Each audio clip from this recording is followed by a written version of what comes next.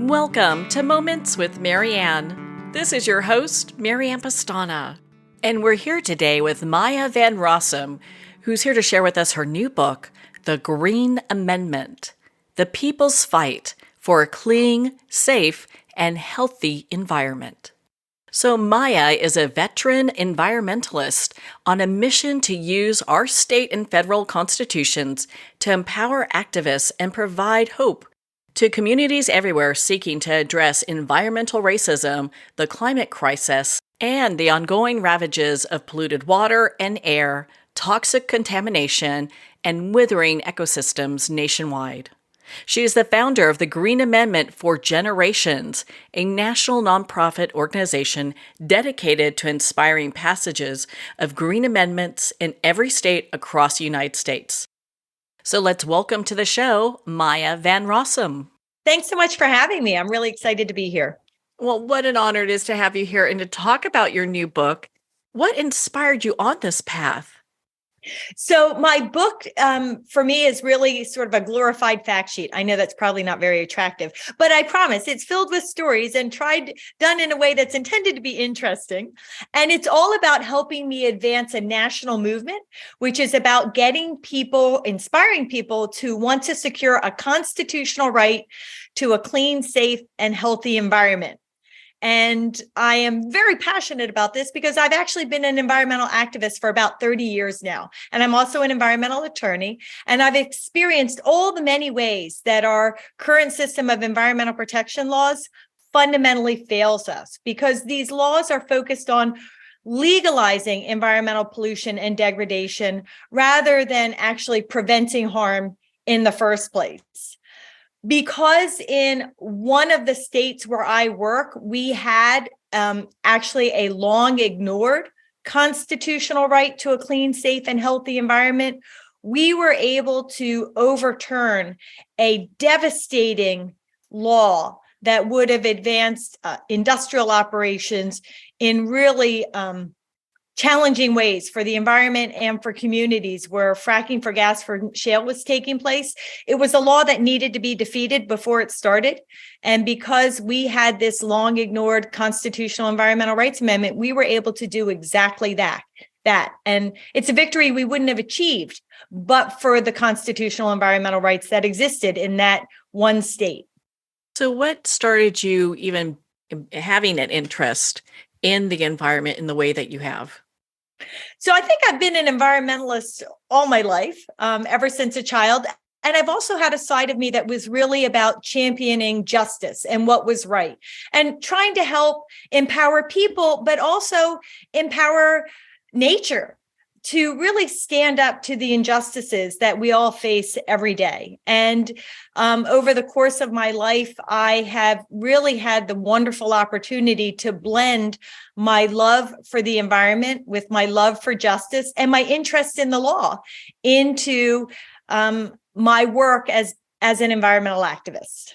So why do these green amendments keep failing? It seems like when they come up, there's lots of interest from, environmentalists and just people in general. So why do they keep having this failure rate when they get to a place of becoming a law? So it's actually, I actually view it quite the opposite. So one of the things that we have, right, is, as I said, all the laws that we have at the state and the federal level here in the United States of America are really focused on legalizing pollution. So it's actually not illegal to discharge pollution to the water or the air, to cut down a forest or fill in a wetlands or even fill in a stream, or to continuously inflict more and more environmental degradation, damage, and harm on low-income communities, communities of color, indigenous communities, as an excuse so that we can help protect more affluent communities from the devastating harms of pollution and degradation. And because these laws are actually passed by the legislative branch of government and signed by the executive branch, either the governor of a state or the president of the United States, when these laws are passed and implemented, there really isn't very much that people can do about the harm that results because it's legal. But if we have a constitutional right that's placed in the Bill of Rights section of our state and federal constitutions and actually raises up environmental rights so they're given the same most powerful constitutional recognition, protection, and standing as the other fundamental rights we hold dear, things like the right to free speech, freedom of religion, private property rights, civic rights. If we put environmental rights on par with those other fundamental rights, when our government behaves in a way, whether it's passing a law or issuing a permit or undertaking any kind of government program that results in the infringement on the right of the people to basic fundamentals of life, like clean water and clean air, a stable climate, and healthy environments, we can actually turn to the Constitution and our constitutional right to these things to challenge those devastating government actions. But in the absence of a constitutional right, again, with these laws in place, there really isn't much that people can do about it. Now, across our nation, almost every single state actually talks about the environment, even talks about environmental rights in their constitutions. But there are actually only 3 states, Pennsylvania, Montana, and because of our work last year, New York, which place environmental rights at this highest constitutional level. And in those states, we're seeing powerful progress when it comes to the environment. My mission is to get this kind of right in every state constitution across our nation. And so as you've suggested, I have been going across the nation, state by state by state, working with communities to advance this idea of a Bill of Rights green amendment to protect their environmental rights. But getting a constitutional amendment passed, while it is very accessible at the state level, amendments of state constitutions happen with quite regularity. It is a higher lift because we are amending a constitution. We're not just passing another law. And so in order to meet the standards necessary to change the Constitution, there's a higher bar for passage. So it tends to take us a couple of passes, a couple of years to be able to make it happen. We have to get people educated so they understand why this right is so powerful and so important, and that they then start to speak to their government officials, get them on board with advancing this constitutional amendment, this constitutional change. And once we have everybody educated and really understanding what we're talking about, that's when we see passage come actually quite quickly. When that does happen, we get to this place where these amendments have been passed. How is it enforced? Because I know a lot of people are looking at how clean water has been handled, and there's been the Clean Water Act, and where does the enforcement come from? So the way a constitutional environmental rights amendment, a green amendment, right? Because not every environmental rights amendment is a green amendment. As I said, there are lots of environmental amendments in state constitutions, but only 3 states have green amendments that put the environment at this highest level. When we get that kind of environmental right in the Bill of Rights section of our constitutions, those amendments, those rights get implemented actually the same way all the other rights we hold dear, right? We can think about the right to free speech or the right to freedom of religion. In the first instance, our government officials, every time they take an action, pass a law, pass a regulation, issue a permit, institute a policy or a program, every time they do one of these things in a way that could infringe on the right of the people to free speech, they have to take a step back and they have to think, how can I advance this good government action I'm seeking to advance, or maybe not so good, and do it in a way that doesn't infringe on the right to free speech? And so they have to find a way to make it work. So from the get-go, every time government engages in action or activity, having this constitutional right means that the right to clean water, clean air, a healthy environment, and a stable climate is given this careful, thoughtful consideration throughout the decision-making process right from the beginning, when actually the ability to change things and put in place greater protections is much more doable, much more accessible. If our government behaves in a way, though, where we think they got it wrong, intentionally or unintentionally, and the ramification of the law they passed or the permit they issued means that people are drinking poison water or breathing air so contaminated that it's giving kids with cancer or causing asthma attacks or heart attacks, or they're destabilizing our climate. If they're doing these things in a way, right, that's infringing on our constitutional right to a clean, safe, and healthy environment, then we, the people, because we have a constitutional right, can now take them to court and say, while your behavior may have been in compliance with laws or regulations, it's resulting in a violation of the Constitution. And the Constitution is the highest legal authority we have here in the United States of America, whether it's at the state level or at the federal level. And so people can then turn to the courts to enforce their constitutional right to a clean, safe, and healthy environment and challenge that bad government action. If you don't have a constitutional right, when government complies with the law, even if people's lives are being devastated, we're kind of stuck, left to having to try to engage in protest or elect better people to office to turn things around. But if we have a constitutional right, then we, the people, actually have that higher legal authority that we can use to try to set things right. What are your thoughts on passing green amendments, especially now during our political climate? Well, it's one of the things that's so beautiful about the constitutional right to clean water, clean air, a stable climate, and healthy environments.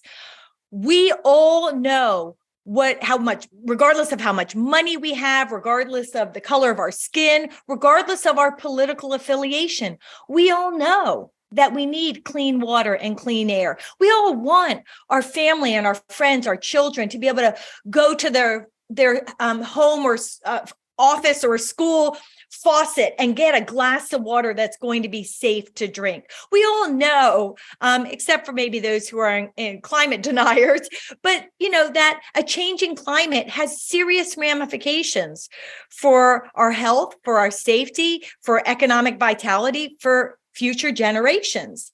And so what we find with this Green Amendment movement is that it can really be an environmental pathway that brings everybody together in common cause.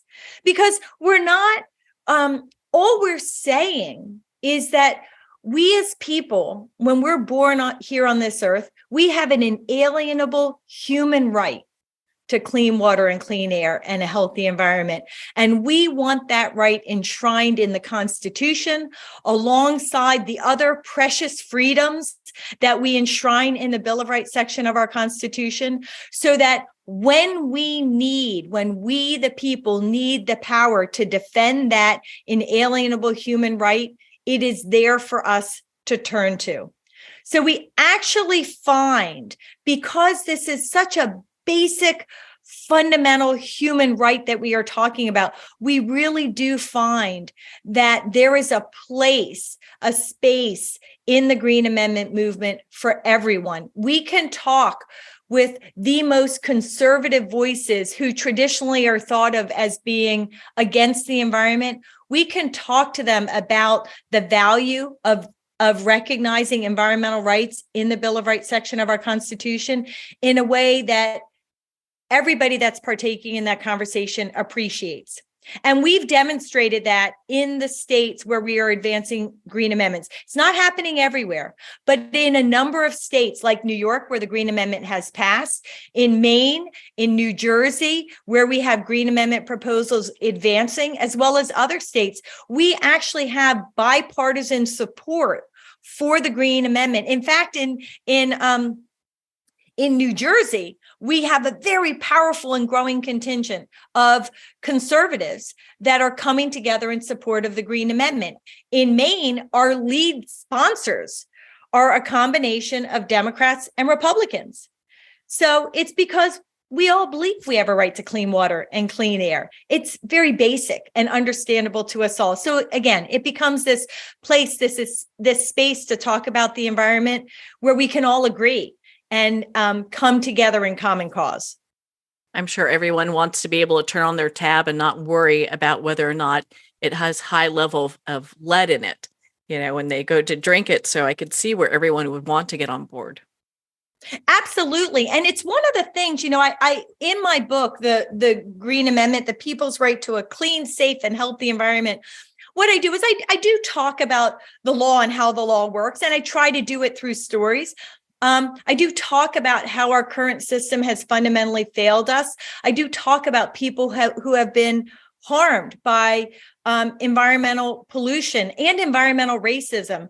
And I try to tell the stories of real people that are experiencing harm from the environment. And I also tell stories of people who have really benefited, particularly businesses who have benefited from having a clean and healthy environment in which to operate. I mean, economically, it's very beneficial, just like it's very beneficial to the health and safety of people. So I really, through story, try to help people understand what the problem is, but how having Green Amendment success can really transform our lives here in the United States of America and make everything better for everybody. In your book, you have a whole section on fracking, and I'd love for you to share a story with us about that.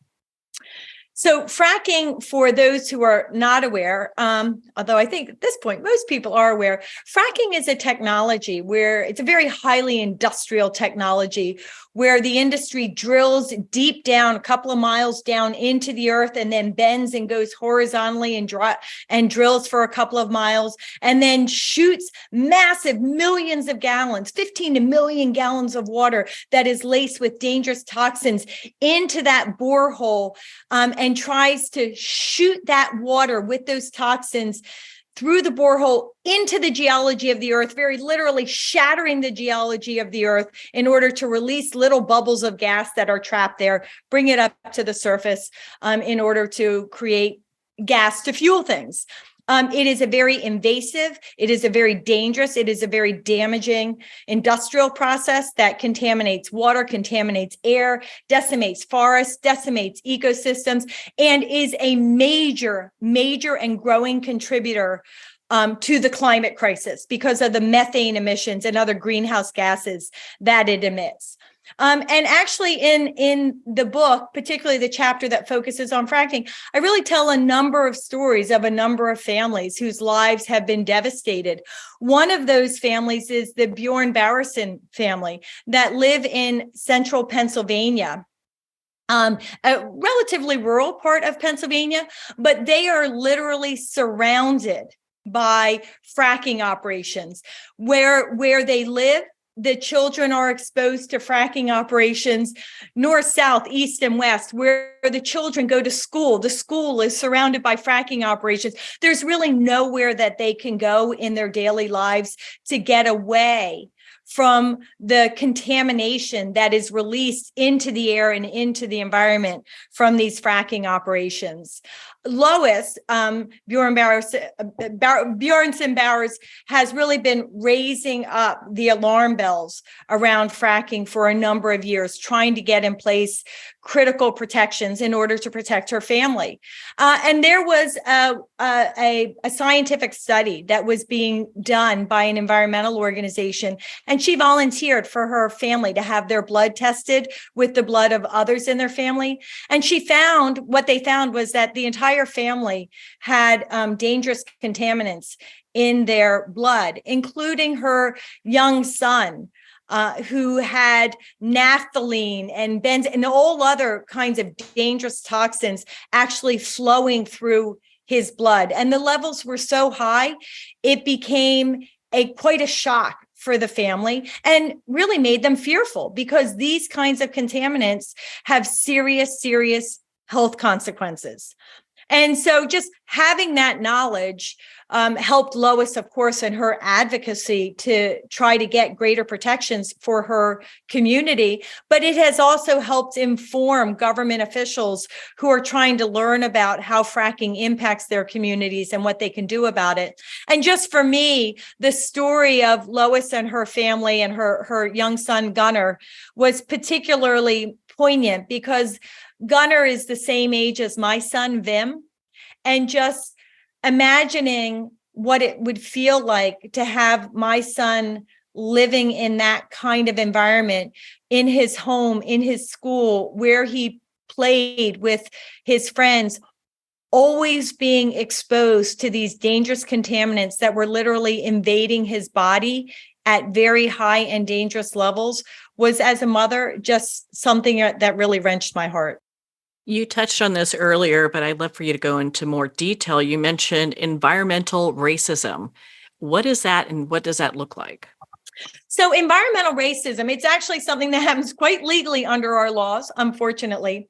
And it is where, when implementing the laws, what our government officials end up doing is exposing communities of color, indigenous communities, low-income communities, exposing them over and over and over again to the highest polluting contamination levels that exist in a community. And the way that happens is when there's a new industrial operation that has to come into a community and has to get a permit in order to legalize their polluting operations, part of the decision-making process is, where do you locate that pollution spewing industrial operation? And what the law really does is it actually guides these industrial operators to seek to place their industrial operations nearby these communities of color, indigenous and low-income communities. And so what you have is these communities, kind of like Lois's family, end up being surrounded by these highly polluting industrial operations, because the law sort of encourages them all to go into the same places and the same spaces right by these communities that have the least political access, the least political power, the least financial resources necessary to fight to protect themselves. And as their environment degrades further and further and further, their air quality, their water quality, their ecosystems, now the industry and government have another excuse to place the next highly polluting industrial operation right nearby that same community of color, BIPOC community or low-income community. And it's by saying, well, the water there is already so contaminated, it's not really going to inflict more harm if we just put another pollution spewing industrial operation over there. But if we put it way over here, where we have these communities of affluence that are not yet experiencing high levels of pollution, well, now we're going to be creating significant harm on this pristine ecosystem. However it plays out, it just means that BIPOC communities and low-income communities are really breathing rates of pollution and contamination that are 3, 4, 5 times higher than everybody else.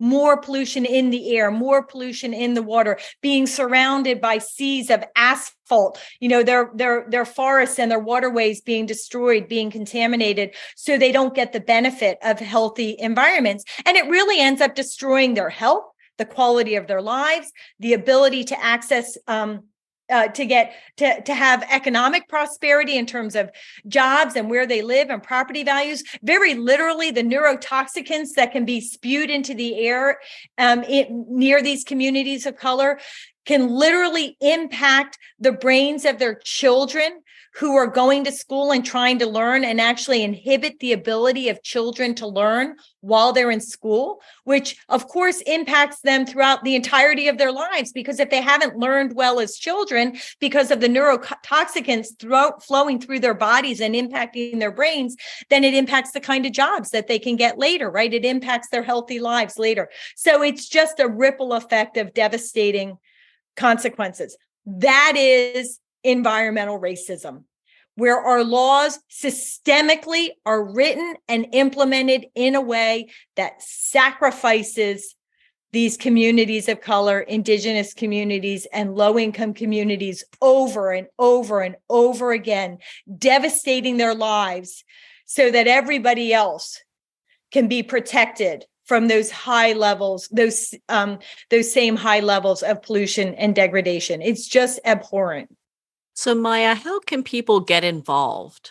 Well, the other beautiful thing about the Green Amendment movement is there really, like I said, there's a place and there's a space for everyone. The way Green Amendments, well, the movement is starting at the state level. So because constitutional amendments is a more successful and accessible process at the state level. And because the states, by their very nature, actually have a lot of power when it comes to environmental protection, I really am encouraging our Green Amendments movement to focus first at the state level. If we hop to the federal level first, we're not going to succeed. And it's going to, sort of suck all the oxygen and all of the resources out of the room while people are struggling for this federal amendment that is really at this current moment, with the political climate we have at the federal level, is unlikely to be achieved now until we lay the foundation of understanding and support necessary. But if we focus at the state level, go state by state by state, as we get amendments passed, we're getting not only tremendous additional protection for our environment and our environmental rights, but we're educating the communities, the public, legislators, and putting in place the foundation of knowledge and understanding necessary to eventually get a federal Green Amendment. Now, every Green Amendment in every state, we're advancing Green Amendments in, over a dozen states at this point. We have 3 Green Amendments passed, but we have over a dozen states where they're advancing from coast to coast and also in the middle of the country. The language is different. The strategy is different. The partnering organizations are different. It all is being designed to suit the personalities of that community. And the way those Green Amendments have gotten started is different. Sometimes it was an organization, an environmental organization that wanted to pursue this pathway. Sometimes it was a legislator that really wanted to have a powerful environmental protection legacy and they wanted to lead the charge. Sometimes it was a single person who heard a podcast, read my book, heard a radio show, right? Somehow learned about the movement and very literally picked up the phone and called me, and we got to work together. So the way people can get involved, if you have a Green Amendment advancing in your state, if you go to my website, forthegenerations.org, you can find your state and what is happening in terms of its Green Amendment movement, and you can become active and engaged. Or you might find out that there isn't a Green Amendment happening in your state just yet, and you might want to be the person that is sort of the spark to get it to start. And in that case, if you're that person, I would encourage you to reach out and call me, and let's get to work together. But all I really ask, whoever wants to start the movement in a state or whoever wants to be engaged in a state, please don't go off and do it on your own. It is a simple concept, but it can be quite complex to get right and to fend off the challenges we know will come from big business and corporations and industry. So rather than going off and doing it on our own and recreating the wheel, let's just partner up and work on it together. Give me a call. Let me help you. And together we can be successful in the near term. Well, Maya, thank you so much for taking the time to be on the show with us here today.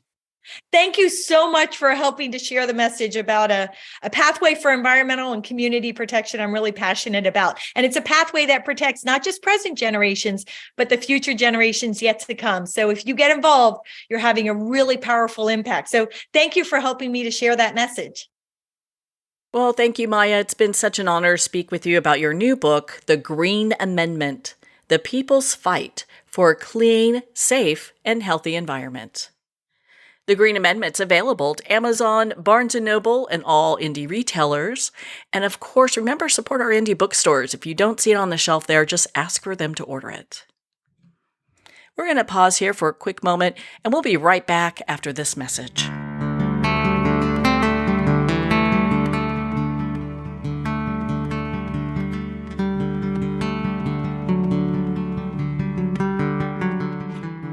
I'd like to thank Jason Eastwood at Guitarfulness for sharing his inspiring music and talent with us. His music is known worldwide for cultivating atmospheres of harmony, inner peace, and clarity.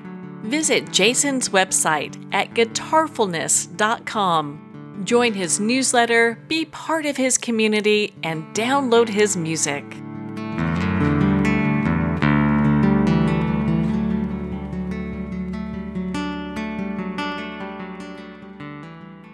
Well, we're at the end of our time today. I'd like to thank everyone for tuning in.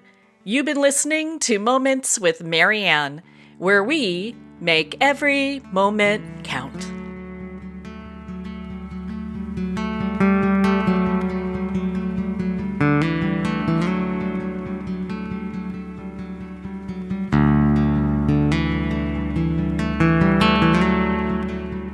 In a single moment, your life can change. Moments with Marianne is a transformative hour that covers an endless array of topics with the best of the best. Her guests are leaders in their fields, ranging from inspirational authors, top industry leaders, and business and spiritual entrepreneurs. Each guest is gifted and a true visionary. A recognized leader in her own work, and while teaching others to develop, refocus, and grow, Marianne will bring the best guest and sometimes a special surprise. Don't miss this. You never know just which moment will change your life forever.